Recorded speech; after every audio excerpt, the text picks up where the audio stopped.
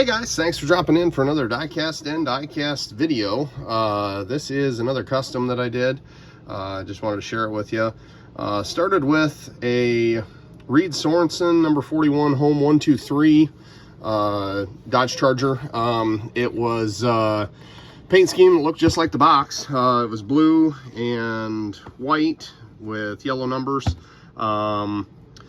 This is not my best custom by any means, but it turned out okay. There's a few spots on here that I should have done something a little bit different with the paint, but the decal set was a power slide decal set from Mike's Decals, and it turned out, the decals turned out pretty good. Just not quite as good of a job on the paint scheme as I would have liked to do. Or the paint job, I should say.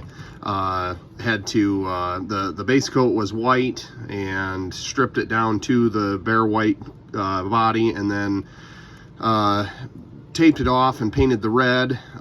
This black pinstripe here, this big stripe down the side of the car and across the nose, that covers up the transition from the red to white paint, obviously, and that really actually helped me tie that all in and look a lot better than it did when I first got done painting it. But like I say, the decals have really made the car look a lot better than my painting ability made it look originally. So you can see some of the paint here is a little bit light. I should have done an extra coat of the red, and then on this trunk lid here you can see the red color doesn't quite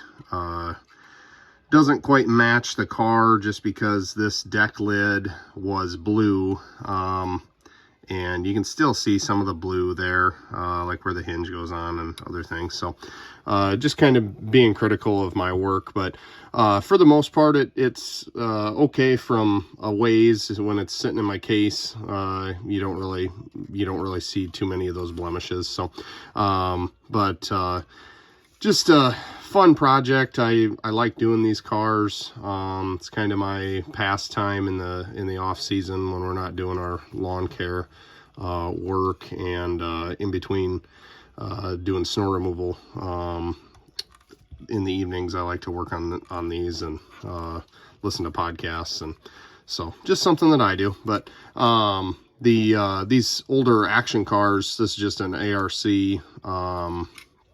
standard, but it is a newer version, so it's got the deploying roof flaps, and you can see there it's really tough to get those decals to lay in with these opening roof flaps.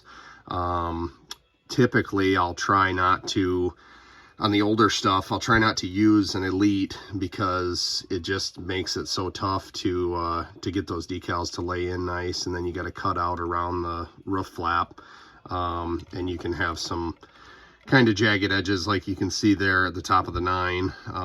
It's just about impossible to lay it in there perfect. I've had some that turned out really good, but for the most part it doesn't end up coming out like a factory finish by any means.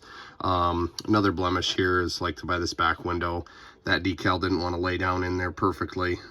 These decals are a little bit older, so they aren't always as pliable as you'd like, even with the decal compound that you use, the decal solution.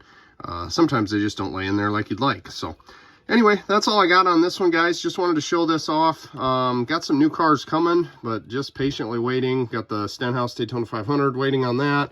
The Kyle Busch California win, that one should be coming fairly soon. And I don't really know. I'm trying to think if I got any Xfinity cars coming. I don't think I do right now. So anyway, that's all I got on this one. Thanks for stopping in and taking a look, guys. Enjoy the race this afternoon and tomorrow. Thanks.